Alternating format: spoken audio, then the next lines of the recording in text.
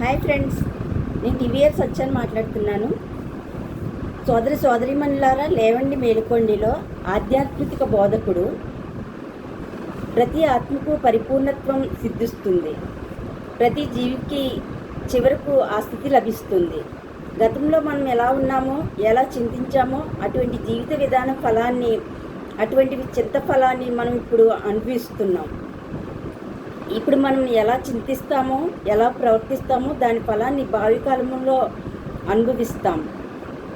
ఇలా అన్నప్పుడు బాహ్య సహాయాన్ని పొందాలనటం సబబు కాదు. ఆత్మాభివృద్ధి బాహ్యం నుంచి చేకూరే సహాయం వల్ల మరింత త్వరగా జరుగుతుంది. బాహ్య సహకారం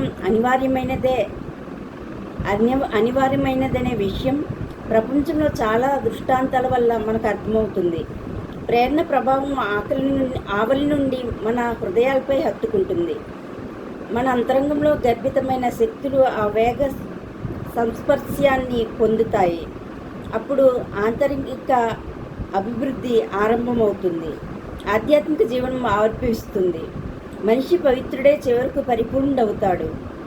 బాహ్యం నుంచి లభించే సునిశ్చిత ప్రేరణ శక్తి గ్రంథాల వల్ల లభించదు. ఆత్మ ఇటువంటి శక్తిని మరొక ఆత్మ నుంచే పొందగలదు. ఏ విధంగానే ఇది సాధ్యం కాదు.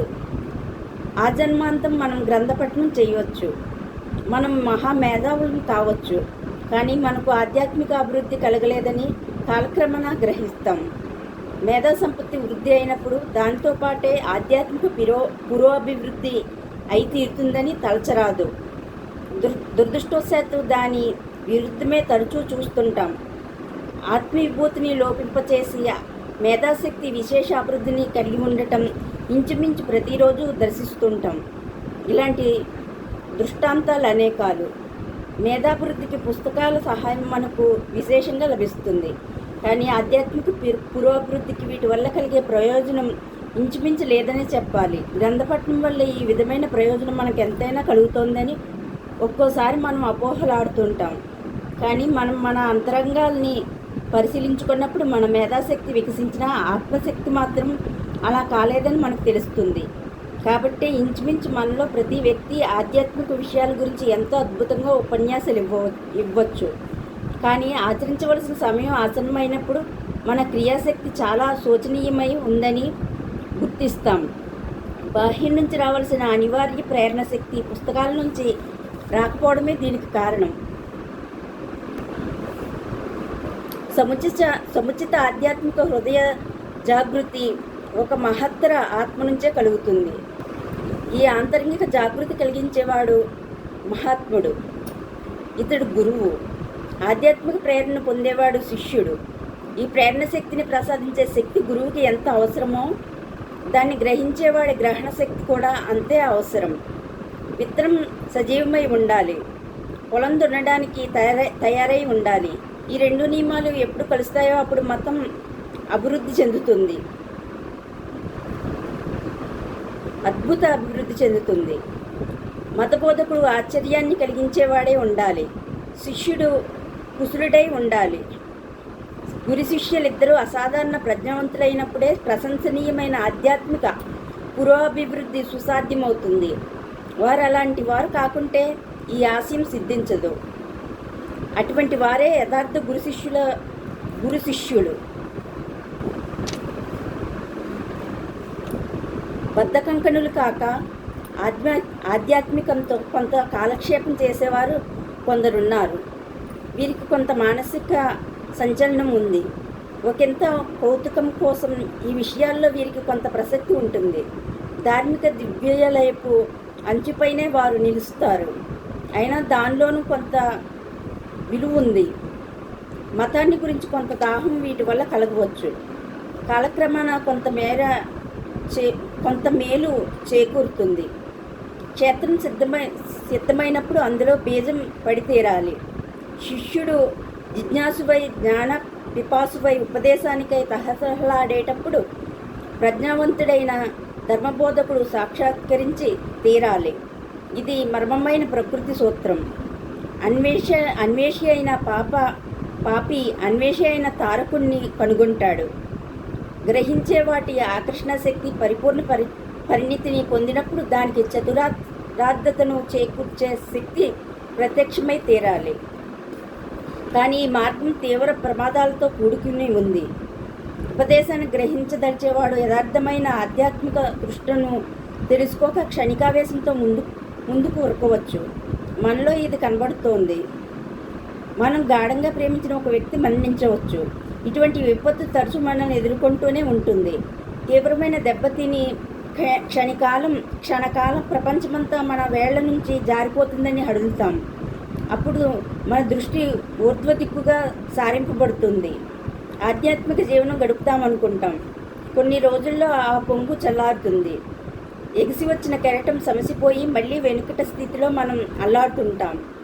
తాత్కాలిక ఉద్రేకమే ఆధ్యాత్మిక తృష్ణ అని మనం తరచూ భ్రమిస్తుంటాం. ఈ భ్రమ ఉన్నంతకాలం యథార్థమైన జిజ్ఞాస అలవడదు.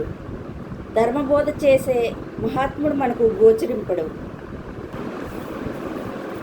మనకు సత్య సాక్షాత్కారం కాలేదని మొరపెట్టుకుంటూ ఉంటాం.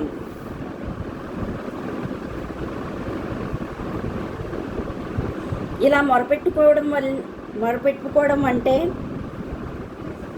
మొరపెట్టుకోవడం కంటే మన హృదయాలను పరిశీలించుకోవడం మన ప్రధాన కర్తవ్యం.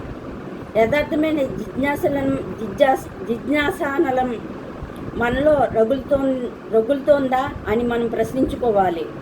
అప్పుడు మనలో చాలామందిలో ఈ జిజ్ఞాస కొరవడిందని, సత్య సాక్షాత్కారానికి మనం అర్హులం కావమని గుర్తిస్తాం. ఈ చిక్కు శిష్యుల్లో మాత్రమే కాక గురువుల్లో సైతం తలెత్తుతోంది. గురువుల నిధి మరింతగా ఎదుర్కొంటోంది. అజ్ఞాన పంకిలంలో దిగుబడి ఉన్న తాము సర్వజ్ఞులమని అనేకులు గర్విస్తుంటారు.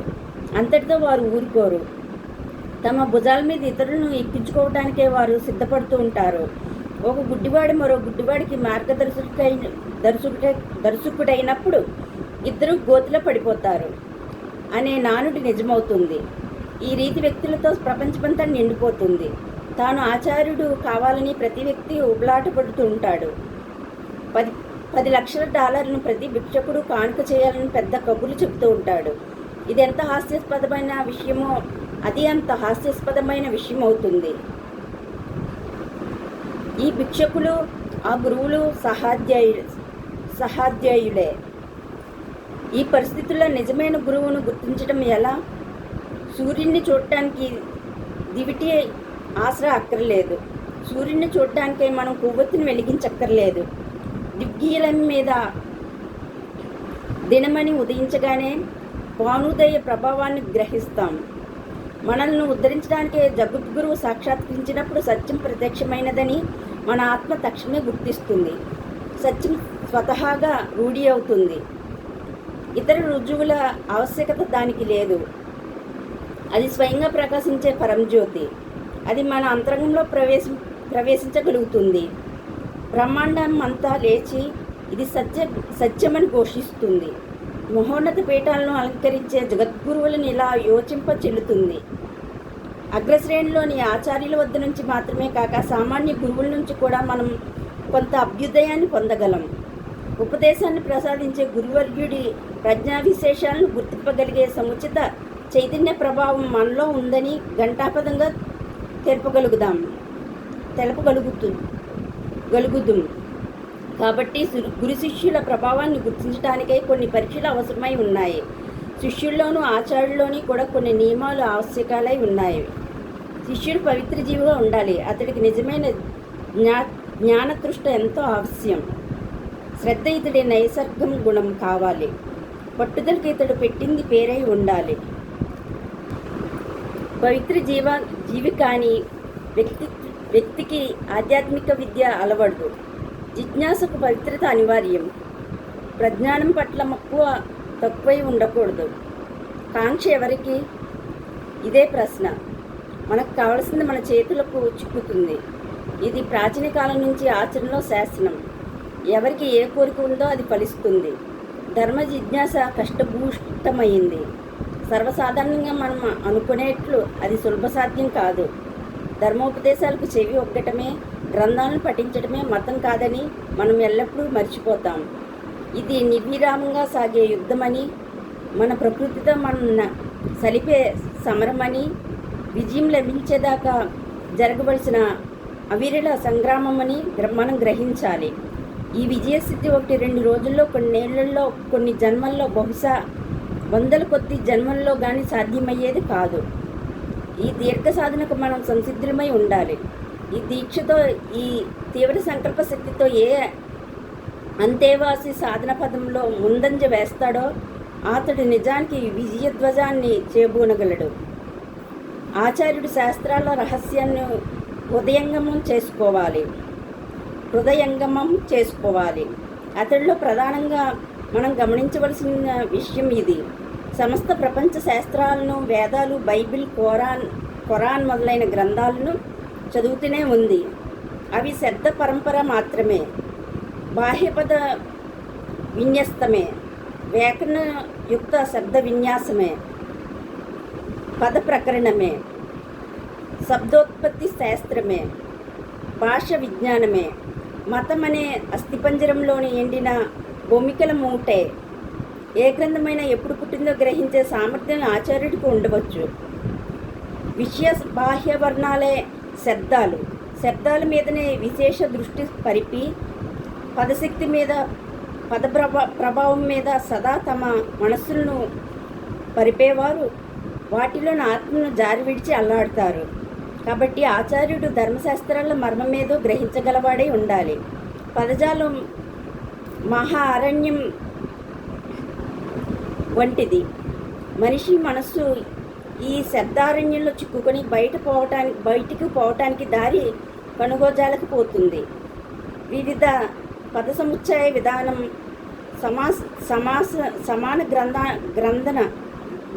గ్రథన నైపుణ్యం, విభిన్న సుందర భాషా ప్రసంగ కౌశలం, శాస్త్రాల్లోని అనుశాసన వాక్యాలను, నీతి వచనాలను వివిధ రీతిలో వివరించే నైపుణ్య పండితులకు ప్రమోదం చేకూర్చడానికే ఏర్పడిన వాజ్మేయ విచిత్ర పరంపర. వీరికి పరిపూర్ణత సిద్ధించదు. పాండితి విజృంభణ వీరి పరమాశయం. లోక ప్రశంసకై వీరిలా ప్రదర్శిస్తారు. పండిత ప్రాండుల్ని వీరు ప్రశస్తిగాంచుతారు. మహనీయులైన జగద్గురువుల్లో ఎవరు ఈ తీరు పుంఖానుపుంఖ శబ్ద సమీక్షతో కాలక్షేపం చేయలేదని మీరు గ్రహించగలరు. ధర్మశాస్త్రాలను తర్జన చేసి ఈ శబ్దార్థం ఇది. భాషా విజ్ఞాన శాస్త్రాన్ని బట్టి ఆ పదానికి ఈ రీతి సంబంధం ఉంది అని వారెన్నడూ పలకలేదు. లోకం ఉత్సాహించిన ఆచార్యవర్యుల ఉద్గ్రంథాలన్నింటినీ పరిశీలించండి. వారిలో ఎవరు ఈ పద్ధతిని అవలంబించలేదని మీకు తెలుస్తుంది. వారు కావించిన కర్తవ్యం ప్రబోధం. బోధన చేయడానికి ప్రజ్ఞాన సామగ్రి లేనివారు ఒక శతాబ్దాన్ని పుచ్చుకొని దాని ఉత్పత్తిని గురించి, ప్రయోగాన్ని గురించి 3 సంపుటాల గ్రంథాన్ని రచిస్తారు. మా గురువు ఇలా అనేవాడు. కొందరు వ్యక్తులు ఒక మామిడి తోటలోకి వెళ్ళి దానిలోని చెట్ల ఆకులను లెక్కించడంలోనూ, ఆకుల రంగును పరిశీలించడంలోనూ, రెమ్మల పొడవును గమనించడంలోనూ, కొమ్మల సంఖ్యను గణించడంలోనూ కాలానంతా వెచ్చిస్తుంటే, వారిలో ఒక బుద్ధిమంతుడు అలా కాలహారణం గావించగా చెట్ల నుంచి పళ్ళు కోసుకొని వాటిని ప్రీతిగా తినసాగాడు. ఆ వ్యక్తుల గురించి ఏ విధంగా యోచిస్తారు? ఆకులను, రెమ్మలను లెక్కించి పెద్ద జాబితా తయారు చేసే పని ఇతరులకు వదిలివేయండి. ఆ పనికి తగిన తావులో దానికి సముచితమైన మూల్యం ఉండొచ్చు. కానీ ఇక్కడ ఆధ్యాత్మిక ప్రపంచంలో ఈ పనికి స్థానం లేదు. ఈ రకమైన చేతులతో మానవులు ఆధ్యాత్మిక శక్తిని అలవర్చుకోలేరు. ఈ పర్ణగమన సమర్థుల్లో మహత్తర ఆధ్యాత్మిక శక్తిని అలవరుచుకున్న మహనీయుణ్ణి ఎవరిని మీరెన్నడూ చూసి ఉండరు. మనిషి పరమాదర్శం ధర్మం లేక మతం. అతడి జీవితానికి మహోత్కృష్టమైన మహిమను చేకూర్చేది అదే. ఉదారాశయ సిద్ధి కోసం ఆకుల లెక్కల అనవసరం.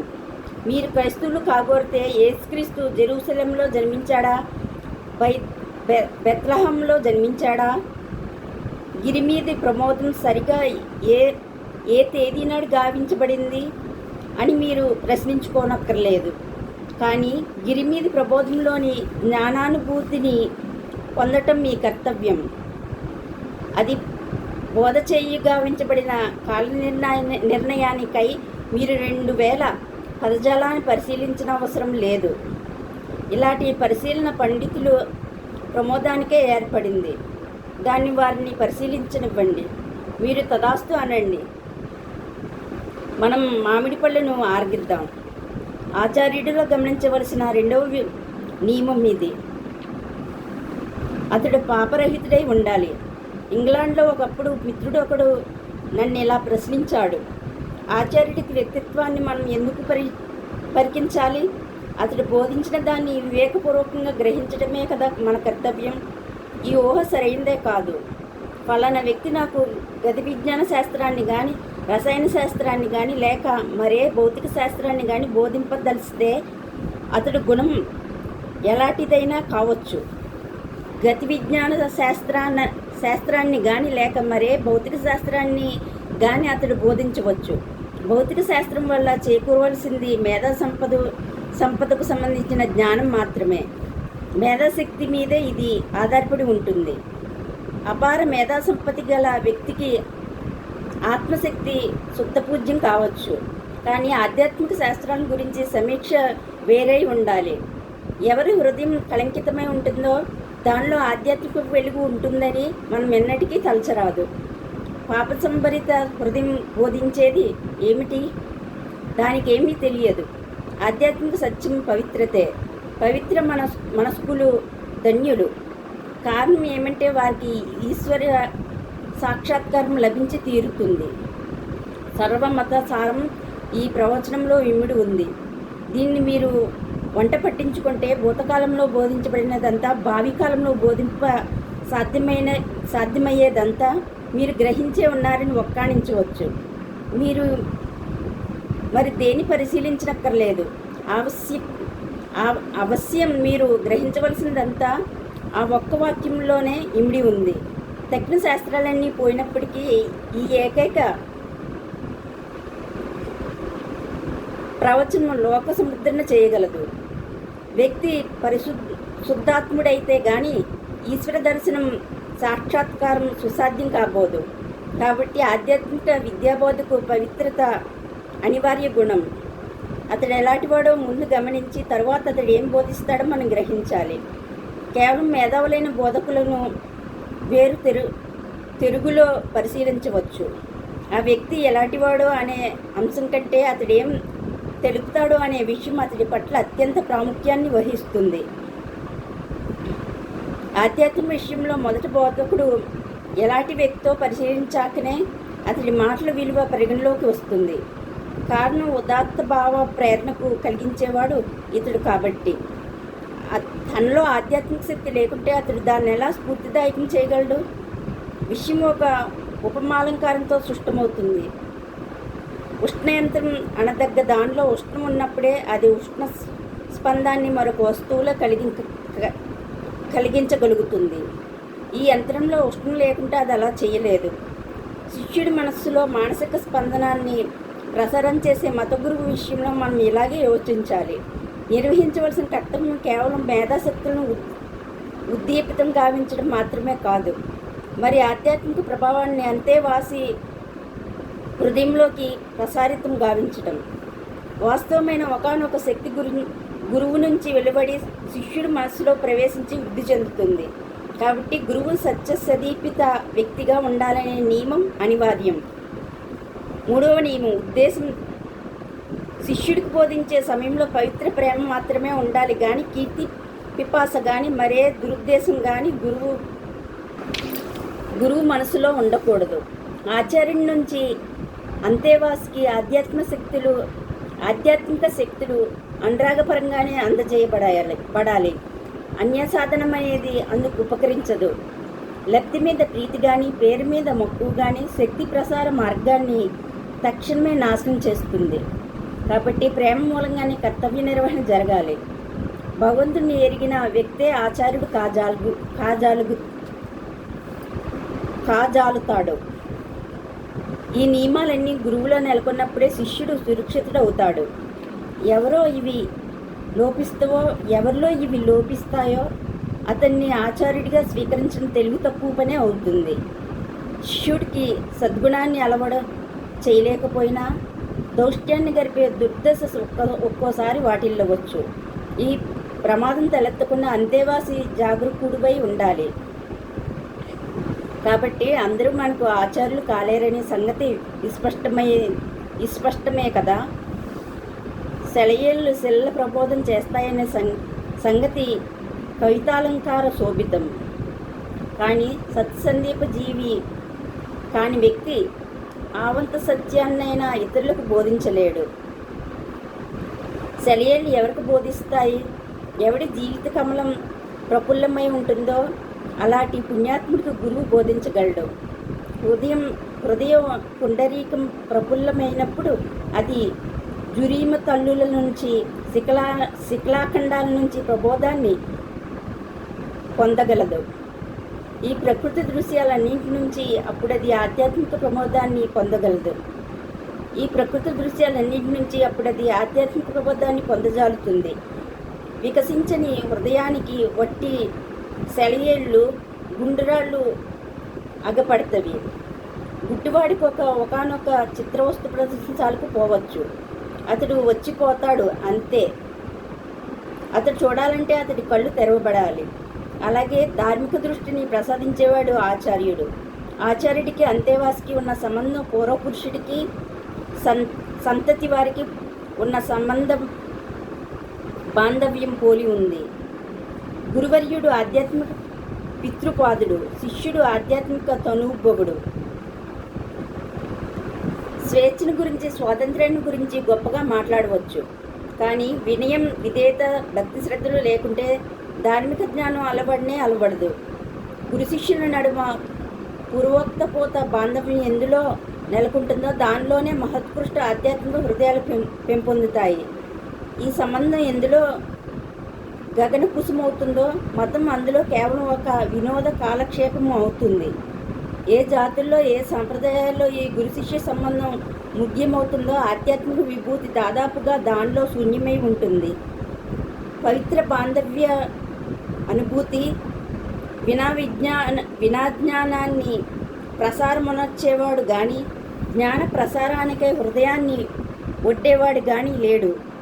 ఎందుకంటే వారు పరస్పర సంబంధం ఎరుగని స్వతంత్రులు. అంతేవాసి ఎవరి వద్ద విద్యను పొందగలడు? శ్రద్ధాభక్తులు లేని శిష్యుడు విద్యను కొనుగోలు చేస్తాడు. నాకు $1 మూల్యం గల మతాన్ని వసగు, దాని నిమిత్తం నేను $1 చెల్లించకూడదా? మతాన్ని ఆ విధానంలో పొందలేం. ఆధ్యాత్మిక ప్రభావం గల ఆచార్యుడు అంతేవాసికి ప్రసాదించే ప్రజ్ఞానం కంటే పునీతమైనది, మహత్తరమైనది ఏదీ లేదు. ఒక వ్యక్తి సంపూర్ణ దక్షుడైన యోగి అయితే ప్రజ్ఞానం తనంత తాను అతడి హృదయాన్ని వరిస్తుంది. కానీ ఇది గ్రంథాల వల్ల అబ్బేది కాదు. ప్రపంచం 4 మూలలకు వెళ్ళి ఎంతగా తలబాదుకున్నా హిమాలయాల్లోనూ, అల్ప్స్లోనూ, కాకస్లోనూ, గోబీ ఎడారిలోనూ, లేక సహారా మరుభూమిలోనూ, మరుభూమిలోనూ, లేక సముద్రం అడుగులోనూ మీరెంత అల్లాడినా మీరొక ఆచార్యుని కనుగొనే వరకు ఆ జ్ఞానం మీకు కలుగదు. గురువుని కనుగొని బాలకుడి మాదిరి అతన్ని సేవించి మీ హృదయాలను విప్పి గురు ప్రభావాన్ని దానిలో ప్రసరింపనిచ్చి అతడిలో ఈశ్వర సాక్షాత్కారాన్ని దర్శించండి. సర్వేశ్వరుడి సర్వోత్కృష్ట వ్యక్తీకరణం ఆచార్యుడిలో ప్రత్యక్షమైనదని గుర్తించి దృష్టిని అతడిపై కేంద్రీకరించండి. మీ శ్రద్ధ గణతరమయ్యే కొద్దీ, మీ ఏకాదృష్టి నిశితమయ్యే కొద్దీ ఆచార్యుడు మానవ స్వరూప చిత్రం కరిగిపోతుంది. శారీరకావరణం అదృశ్యమవుతుంది. అతడిలోని సత్యనారాయణుడు సాక్షాత్కరిస్తాడు. భక్తి శ్రద్ధలతో, నిస్తుల ప్రేమతో సత్యాన్ని చేరేవారిని ఉద్దేశించి సత్యనారాయణుడే మహిమోపేత భాషణాల నుచ్చరిస్తాడు. మీ చరణాల నుంచి పాదరక్షలను తొలగించండి. ఎందుకంటే మీరు నిలబడ్డ చోటు పవిత్ర స్థలం. ఏ చోట భగవన్నామం ఉచ్చరించబడుతుందో ఆ చోట పవిత్ర స్థానం అవుతుంది. ఆ నామాన్ని ఉచ్చరించే వ్యక్తికి ఎంత పవిత్రత చేకూరుతుందో యోచించండి. ఆధ్యాత్మిక సత్యాలు ఏ మహనీయుడి నుంచి వ్యక్తమవుతాయో ఆ మహాత్ముడిని మనం అలాంటి భక్తి శ్రద్ధలతో సమీపించాలి. ఈ స్ఫూర్తితో మనం ఉపదేశం పొందాలి. ఇలాంటి మాపేతులైన ఆచార్యుల సంఖ్య లోకంలో ఎంతో తక్కువ అనటం నిజమే. కానీ లోకంలో బొత్తిగా వారు లేరంటం నిజం కాదు. ఏ ముహూర్తంలో భూమి మీద వీరు బొత్తిగా లేకుండా పోతారో ఆ ముహూర్తంలో లోకం ఉనికి ఉండదు. భయంకరమైన నరకమై మరుగైపోతుంది. ఈ ఆచార్యుల మానవ జీవనంలో కుసుమించే సుందర ప్రసూనాలు. వారి వల్ల లోకం గురుగుణగంధ బంధురమై చలిస్తూ ఉంటుంది.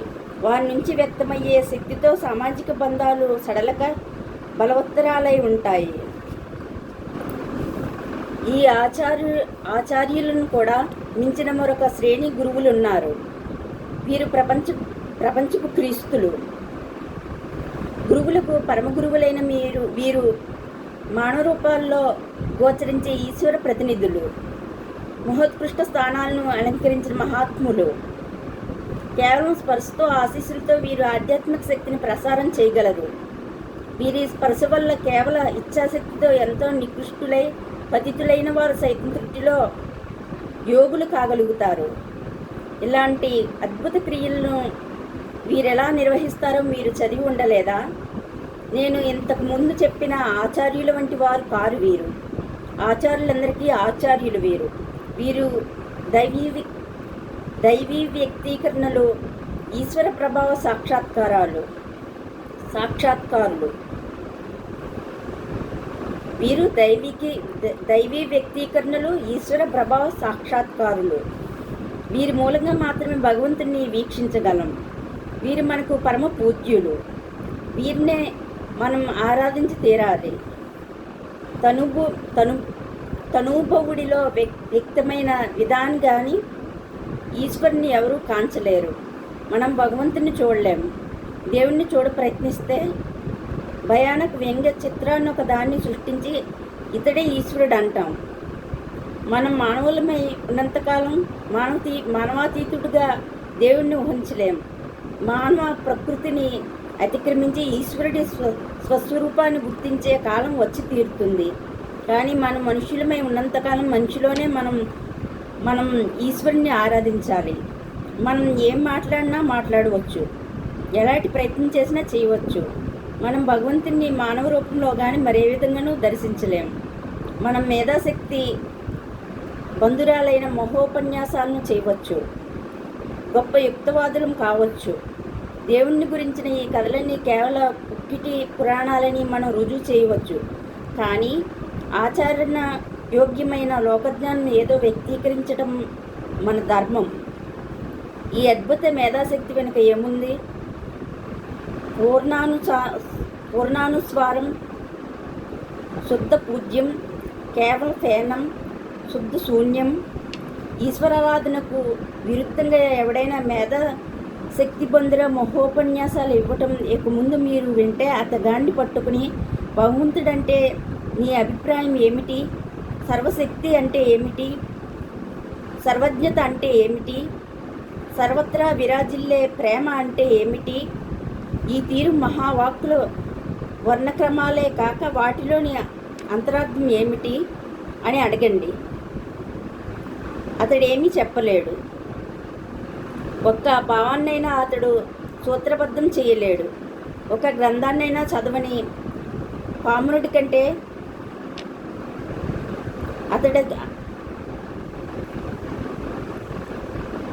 అతడు అధికుడు కాడు. పామరుడు ప్రశాంతమూర్తి. లోకంలో అతడు ఎలాంటి గగ్గోలు పుట్టించడు. ఇక వాచులుడో తన పిడివాదులతో లోకంలో చెప్పరాని గడబిడ సృష్టిస్తాడు. నిజమైన సానుభూతి అతగాడిలో హుళ్ళెక్కి. ఇద్దరు సమస్థితిలో ఉన్నవారే. మతం అంటే మహత్తర భావానుభూతి. కేవల ప్రసంగానికి ఆధ్యాత్మిక భావానుభూతికి ఉన్న వ్యత్యాసాన్ని మీరు గ్రహించాలి. విలోకనంలో ఆత్మ సాక్షాత్కారంలో సాధ్యమయ్యేది అనుభూతి. మానవుడు ఆత్మను గురించిన భావన చేయజాలడు. సమక్షంలోని దృగ్గోచరాలైన దృశ్యాల ద్వారా దాన్ని అతడు భావన చేయాలి. వినీల విత్తలాన్ని, విశాల కేదారాలను, గభీర సింధువులను, ఈదృశ మహిమోపేత ప్రకృతి దృశ్యాన్ని పురస్కరించుకొని అతడు భావన చేయాలి. వేరే తీరులో భగవంతుని భావన చేయటం ఎలా? నిజానికి మీరు ఏం చేస్తున్నారు?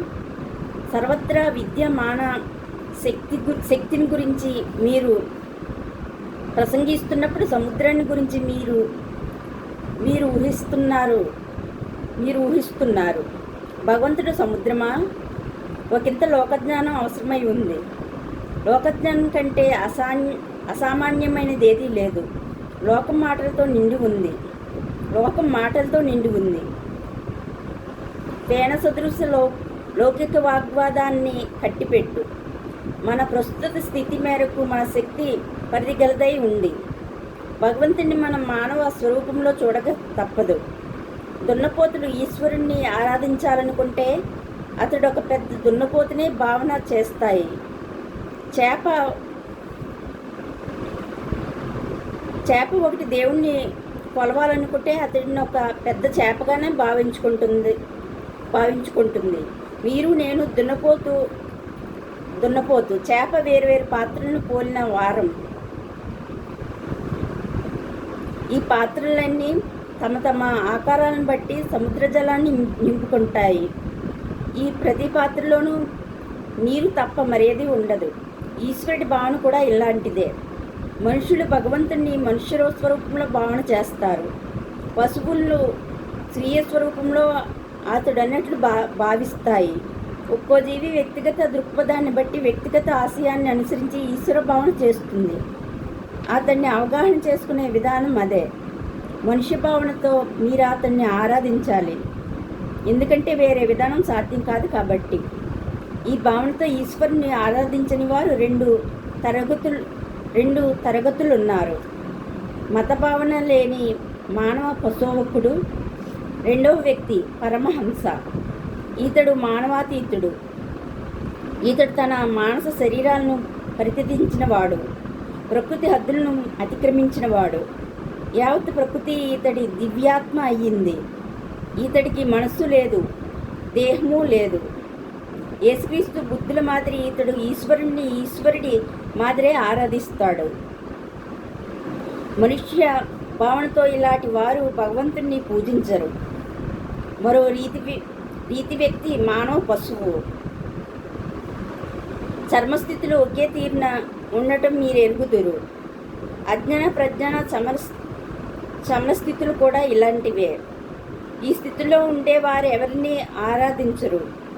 ఈశ్వర ఆరాధనావశ్యకత నెరిగే ఆంతరంగికాభివృద్ధి లేకపోవడంతో అజ్ఞానులు దానిలో అగ్రగణ్యులు. దాని మాట ఎత్తనే ఎత్తరు. ప్రజ్ఞానాగ్రాన్ని అందుకున్న పరమయోగులు ఈశ్వరుని పూజించరు. ఉదాత్త ఆధ్యాత్మిక అభివృద్ధి నంది తాము ఈశ్వరుడే అవటంతో వీరలా చేయరు. భగవంతుణ్ణి ఆరాధించడు. ఈ రెండు తెగల మధ్య ఎవడైనా మనుష్య భావనతో ఈశ్వరుణ్ణి ఆరాధించనని తెలిపితే అతడి పట్ల జాగరూకులై మెలగండి. అతగాడు బాధ్యత నెరగని వాచాలుడని, అతడి మాటలు భ్రమబంధురాలని గ్రహించండి. అతడి ప్రబోధం భావశూన్యుల కోసం ఉద్దేశింపబడింది. అతడి ఉపదేశం బౌద్ధిక అర్ధరాహిత్యం.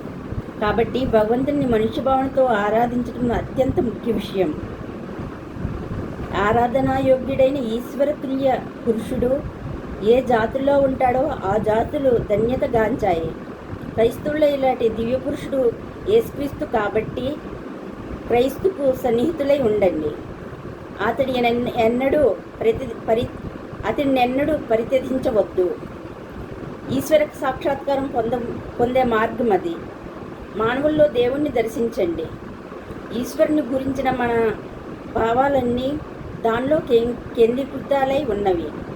ఒక్క క్రీస్తును తప్ప తక్కువ ఈశ్వర అవతారాలను క్రైస్తవులు సరుకు చేయరు. ఇది వారిలోని గొప్ప లోటు. క్రీస్తు ఈశ్వరావతారమైనట్లే అలాగే మరికొందరు అవతార పురుషులు ఉన్నారు. అలాగే వందల సంఖ్యలో అవతార పురుషులు కానరావచ్చు. భగవంతుడికి ఎప్పుడూ పరిమితులను కల్పించవద్దు. ఈశ్వరుడి పట్ల చూపాల్సిన భక్తి శ్రద్ధలను యేసుక్రీస్తు పట్ల కనబరచండి. మనం చేయదగ్గ ఏకైక ఆరాధన అదే. నిర్గుణుడైన భగవంతుని పూజించడం సాధ్యం కాదు. అతడు విశ్వం యావత్తులో ఆంతర్యామిగా ఉన్నాడు. మనిషి రూపంలో నిర్గుణ బ్రహ్మం వ్యక్తమైనప్పుడే మనం ఆరాధించగలుగుతాం. ప్రార్థన సమయంలో క్రైస్తవులు క్రీస్తునామంలో అని ఉచ్చరించడం ముదావహం. నిర్గుణోపాసనం కంటే ఇలా ఆరాధించడం సుసాధ్యం. మానవ లోపాలను అవగాహన చేసుకుని లోక కళ్యాణార్థం మనిషిగా అవతరిస్తాడు. ఎప్పుడు ధర్మానికి గ్లాని కలుగుతుందో, ఎప్పుడు అధర్మం పెరుగుతుందో ధర్మ సముద్రన వనరించడానికై నేను అవతరిస్తాను అని శ్రీకృష్ణుడు భగవానుడు వచించాడు.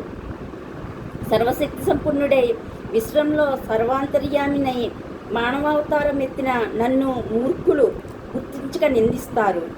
నేను ఈశ్వరుని కానని ఎంచుతారు అని అతడన్నాడు.